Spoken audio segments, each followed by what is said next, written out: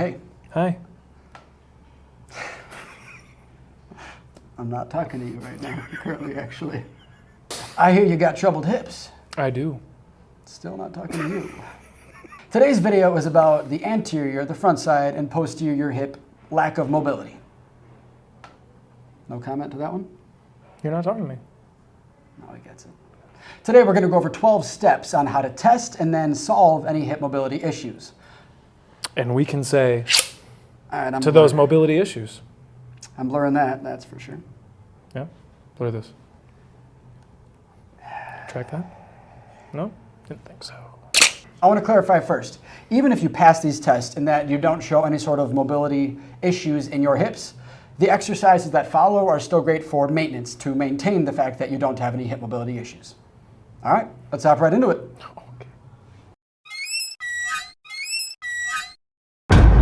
All right, so the first thing we're going to do is test if our hip mobility is even an issue. But right after that, we have a 5-step plan that should be done in sequence on how to solve those issues. Step number 1 is soft tissue release. Wow, that was such a weird. Step number 1 is soft tissue release. I still feel like I sounded weird. Step number 1 is soft tissue release. Wow, what the hell, dude? Step 1 is soft tissue release. Step number 1 is soft tissue release. Step number 1 is soft tissue. What is going on, guys? All right. Okay. Did you ever see buttery cornflakes? You know what I'm talking about? Baked in a buttery crisp. You know what I'm talking about? No. Baked in a buttery, crispy crust. My God damn it, crispy. Okay. Yeah. Crispy. Flaky. Flaky. You know what I'm talking about? The old guy who just couldn't get it right. No, so then his wife starts making fun of him in the clip, and then she tries to do it, and she can't do it either. Baked in a bait. Oh.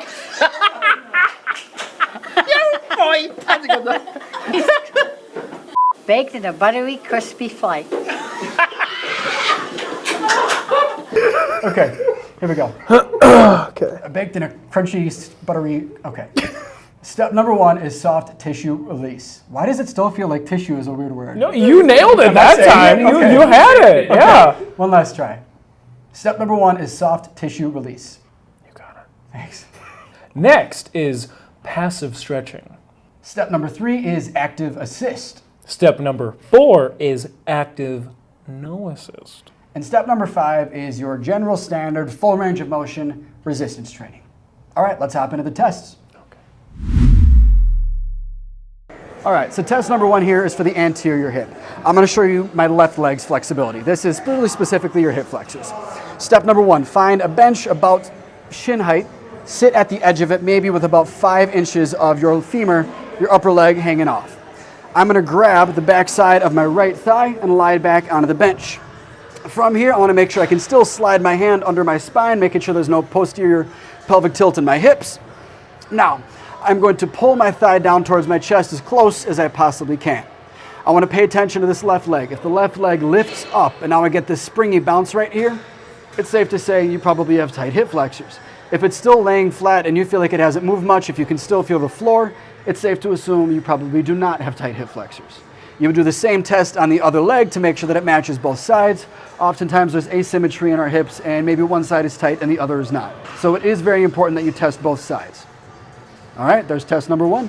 So he's actually letting me talk for a change. I get to talk about the posterior test to find out if we're too tight or if you're mobile enough. So what you're going to start with is just finding either a mat or the ground. You're going to lie on down, and just like Baldy did in the first one, you're going to make sure you have enough space to put your hand underneath your lumbar spine.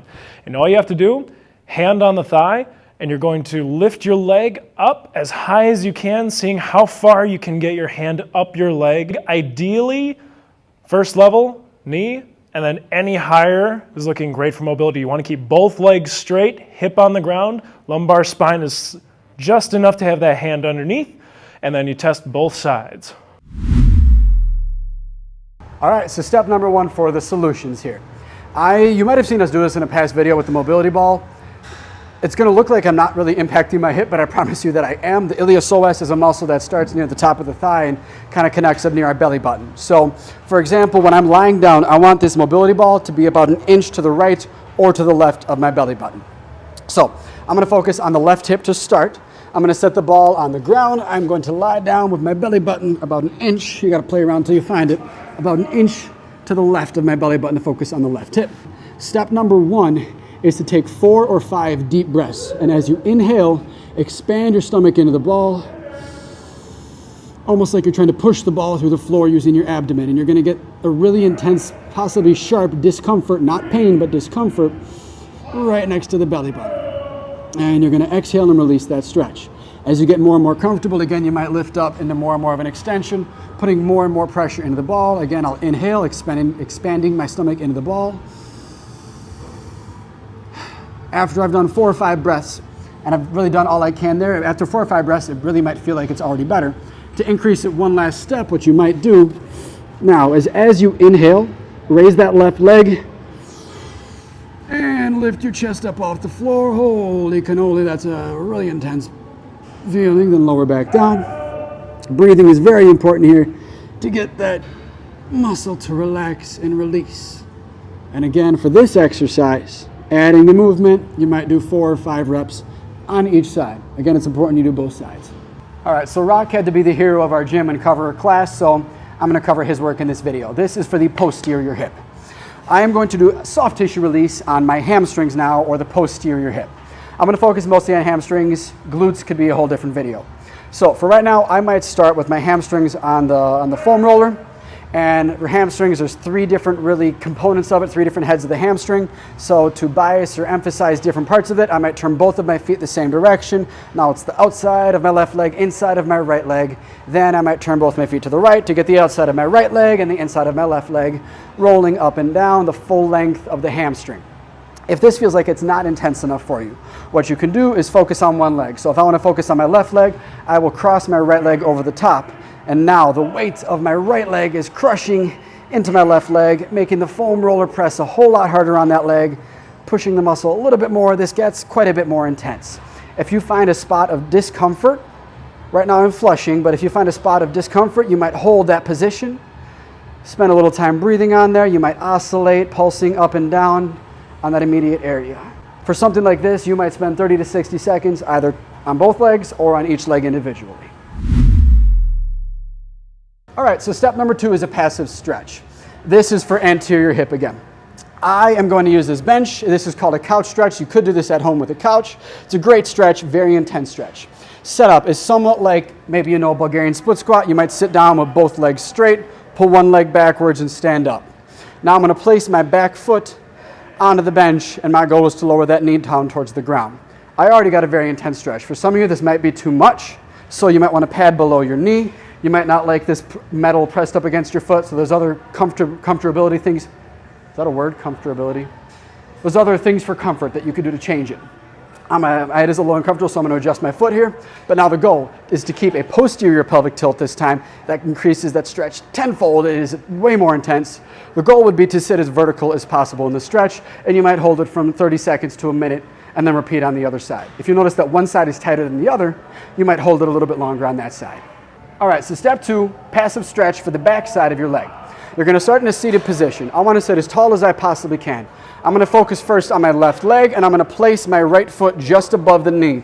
This is to push my knee into the ground to make sure that it doesn't bend. This is going to create a little bit more tension along the back side of my leg. Now, I want to sit with the best posture as possible, meaning I want to get more of an anterior pelvic tilt, really mainly a neutral spine, but you might exaggerate it at the start, getting the crown of my head as high as I possibly can. And rather than thinking bend forward, I want to try to go upward as far as I can, pushing my chest forward. That's going to increase the stretch a whole lot. If you are flexible enough and are still able to maintain that neutral spine, you might try to grab that foot and pull your shoulders or chest in between your shoulders, holding this stretch for maybe 30 to 60 seconds on each side. This is a pretty intense stretch, especially due to that foot holding it down. If it is too intense, the regression of this stretch might be a simple seat with both legs straight, doing both legs at the same time, and again, sitting as tall as I can, puffing my chest forward, maintaining that neutral spine, and holding. This is a pretty intense stretch for the back side of my legs. And again, I might do that 30 to 60 seconds. All right, so step number 3 is active assist. I want to clarify again, this is for anterior hip, the front side of my body. Let's start with this setup. I'll show you this up close, but just to explain it, band is going to go around the bottom of my foot, and I'm going to loop it one time to try to ensure that it doesn't slide off on me. It's never happened before. Now, I'm going to lay down onto my side with my bottom leg a little bit forward to give my back leg space. Before I lie down, I like to pull my leg as far back as I possibly can and then place my foot on the ground. From here, I'm going to lie down on my side, pass the band into both hands. Lying on my side, I got a few options now. I can either straighten my arms and increase the tension of the band, increasing the stretch, or if that's too much, I'll keep my arms bent. Now, for the motion of the drill, all I'm going to do is very slowly lower my knee down towards the floor, increasing the stretch in that front of my hip. I might hold this for 3 to 5 seconds. After that, I'll bring it back up. I might do 5 reps on one side and then 5 reps on the other. This is a pretty intense stretch for the front side of that hip. Give it a go. All right, active assist for the back side of your leg, the posterior hip, for your hamstring for the most part. The setup is the same as the one we just did, where the band goes around the bottom of my foot, and then I loop it around. And again, I'm doing one leg at a time, so my focus right now is going to be my right leg. From here, I'm going to lie down on my back, keeping a hold on the band. The goal here is to assist my leg by pulling it upward into a big stretch. I'm going to pin my elbows to the ground and get my foot, try to get it as far over my head as possible. Now, the action for this movement is once I find where the discomfort is maybe a 5, I'm going to bend the knee and release that stretch. Then I'm going to straighten my leg and increase that stretch, kicking my toe towards my forehead, holding 3 to 5 seconds, and then resting again. Similar to what we just did on the anterior hip, I might do 5 reps with 3 to 5 second pauses, and then repeat this on the other side. This is one of the best stretches for hamstrings that I've ever done. Give this one a go. All right, so we're on to step number 4 here. This is active, no assist. Meaning my goal is just to move the joint through its entire range of motion fully volitionally, fully under my control. So you might want to grab something to balance on. The mobility stick is good enough for me. I'm going to keep my left leg planted. The stick is on the left side. My goal is to now get as much action out of this hip as I can by raising my leg as high as I can, bringing it out to the side. Now I'm going to internally rotate, kicking my foot upward, trying to stay as vertical as possible at my spine, pushing my leg backwards, and bringing it around. Go very slowly through the biggest range of motion that you can. And it might not look like I'm doing much, but I promise you it feels like you're doing a lot. Again, through this whole exercise, 5 reps might be all that you need to get a good little workout through the front of the hip. You'll do 5 reps on one side, 5 reps on the other. All right, so step number 4, active, no assist for the posterior hip. Great drill. We've done with this one many times. I cannot tell you how important it is, but it's great to get it right. This is essentially just a front-loaded good morning or no weight at all. All I'm going to do is tilt that pelvis forward slightly, maintaining a neutral spine, and I'm going to pull my hips backward as far as I can until I get a very big stretch in my hamstrings, and I'll pause at the bottom 1 to 2 seconds. And then I'll drive my hips forward, come right back up. Now, if you want to make this stretch a little bit more beneficial, if you're someone who's a little bit more flexible, and you have a very comfortable ability of maintaining neutral spine down here, pay attention to my spine. When I straighten my knees, I don't want any change to occur at the lumbar spine while increasing that stretch. I'll then rebend my knees and then stand back up. So option 1 is just the hinge with a big pause and stretch at the bottom. And then option 2 is at the bottom, maintaining that neutral spine. Straighten your knees just a little bit more, get aggressive with it. It shouldn't be painful, but it should be uncomfortable. Rebend and then stand back up. Again, 5 reps of that exercise goes a long way, but due to its speed, for lack of a better term, you probably could get away with 10 reps and not waste a ton of time. So I'm actually going to give you 2 exercises for the anterior hip. We're on step number 5 here, the last step, which is full range of motion resistance training. This one's a little bit more global, meaning that it doesn't isolate the hip flexor, but it's such a valuable exercise that I can't in good faith not show you this movement. So this is the ATG or ass to grass split squat. You can modify this or scale its difficulty by having your front foot elevated or lower and flatter on the ground. So easier is higher, harder is lower. So with my foot elevated, easier, I'm going to get to a large stagger. My back foot is way behind me. I'm going to really get a big stretch, and I have to balance. I'm going to get a big stretch in that back hip. I want to give it maybe a slight bend, but for the most part, my back leg is straight. My goal is now to go down and forward, pushing my knee as far past my toe as I can. You can imagine there's a very big stretch back here. I'm working the quad, which is a weak hip flexor as well. On that right leg, I'm going to push up and back. How you might scale this is either holding weights, one in each hand. I have invisible weights in my hands right now. 10 reps on each side is a great way to go about it. But now, let's say that this is too easy for me. I've taken off one level, still too easy for me. Taken off another level, still too easy. Third level, still too easy. You've progressed range of motion-wise about as far as you can get. Now I'm on flat ground. Maybe I'm holding weights, maybe I'm not. My goal is to lower as close to the ground as I can, getting my butt as close to my heel as I can, and then push back up. It is okay to have your knee go past your toe here. For most people, obviously, if there's pain, it's not right for you. Maybe there's a few steps you got to take before you can allow your knee to go past your toe. But again, I'll do 10 reps on one side and then 10 reps on the other. All right, so that was just the global test, the more well-rounded movement. This one is going to isolate the hip flexors a little bit more. Definitely some core work here once you see what I'm doing. So we'll call this a reverse squat or a resistance dead bug. Essentially, I'm going to get my feet strapped in. This could be single leg or both legs. I'm going to show you both legs. You're going to get resistance on the weight stack, or if you use resistance bands around the feet. You're going to want a relatively light weight to get this started. Similar to the test we did, I want to make sure that I can get my hands just below my spine the entire time, making sure that I'm not getting a posterior pelvic tilt. Now, my goal with the resistance is to drive my knees up over my hips and then slowly back down. I might let my heels tap the ground and then bring my knees back up, pause at the top. This is really going to isolate those hip flexors and that core more so than that ATG split squat I just showed you. For this exercise, a light weight goes a long way, but maybe you want to amp up the weights. There's a few different ways you could modify it. So let's say I wanted to do both legs at the same time. I might do 20 reps, or if I have two different cables, I could do all on one leg, 20 reps on one leg, then the other. Or if you have an attachment like this, you could do 1 foot at a time and alternate through it, sort of emulating walking upstairs. Either way, this is a very effective drill for strengthening those hip flexors. All right, so your full range of motion resistance training exercise for the posterior hip. I'm going to give you a few options, but the fundamentals of this are a weighted or resistance training hinge movement. So similar to the active no assist movement we just did, now you're going to do that, but you're going to have to resist weight. Option number 1 is your standard RDL. This could be done with dumbbells, it could be done with a barbell, it could be done with a trap bar. Any sort of weight can work well.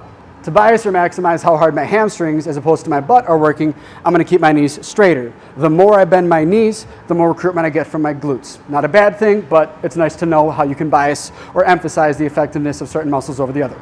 So for right now, I really want to focus on hamstring length. So I'm going to keep my knees a little bit straighter, maintain that neutral spine, drive my hips backward, keeping the weight right over the middle of my foot. Pause at the bottom for a moment, maximizing the stretch, driving my hips forward to come back up. At any point, if I feel that happen right there, I've gone too far. I want to make sure that doesn't happen so I don't get injured. This is your weighted RDL. Option number 2 is one of my favorites. This can make a light weight feel like a much heavier weight. So right there, I was holding the equivalent weight to this right here. I'm going to hold this weight right up like I just did a bicep curl, right under my neck or near my chin. And how levers and biomechanics work, if I hold this light weight closer to my head as I hinge, it's going to feel a whole lot heavier, a whole lot heavier.